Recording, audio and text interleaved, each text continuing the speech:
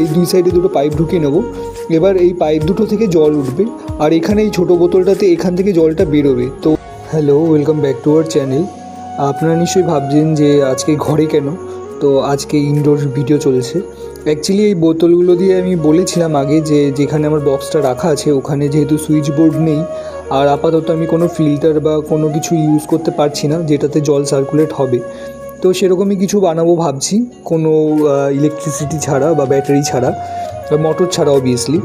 তো সেরকম বানানোর চেষ্টাই করছি। আপাতত দুটো বোতল নিয়েছি, একটা বড় একটা ছোট। তো বোতলটাতে আমি পাইপ বসিয়ে নিজের মতন করে মাপ নিয়ে নিয়েছি যাতে পাইপটা ঠিকঠাকভাবে প্রপারলি সেট করতে পারি। এবার এখানে আমি ব্রেকের সাহায্যে গরম করে ফুটো করে নেব যাতে পুরো ঠিকঠাকভাবে অ্যাকুরেট মাপ মতন আমি যাতে করতে পারি। তো আমি ফুটো করাও হয়ে গেছে। তো ওখানে একটা পাইপ ঢুকিয়ে এই দুই সাইডে দুটো পাইপ ঢুকিয়ে নেবো। এবার এই পাইপ দুটো থেকে জল উঠবে আর এখানে এই ছোটো বোতলটাতে এখান থেকে জলটা বেরোবে। তো এখানে এই তিনটে পাইপ মতন লাগিয়েছি। আঠা মানে ফেবিকুইক আঠা আর আটা মানে গমের আটা, এই দুটোর সাহায্যে আমি এই দুটোকে ভালো করে হার্ডলি আটকাচ্ছি।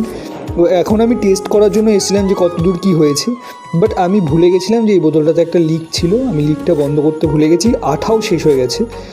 এটাকে আবার ঠিক করতে হবে আর এই কার্ভটা এখানে আনতে হবে, এখানটাতে প্রবলেম হচ্ছে। আর এখানে একটা ছোট্ট লিক আছে, লিকেজ আছে, জানি না বুঝতে পারছো কি না। খুব তাড়াতাড়ি এটাকে ফিক্স করে তারপর আবার আসছি।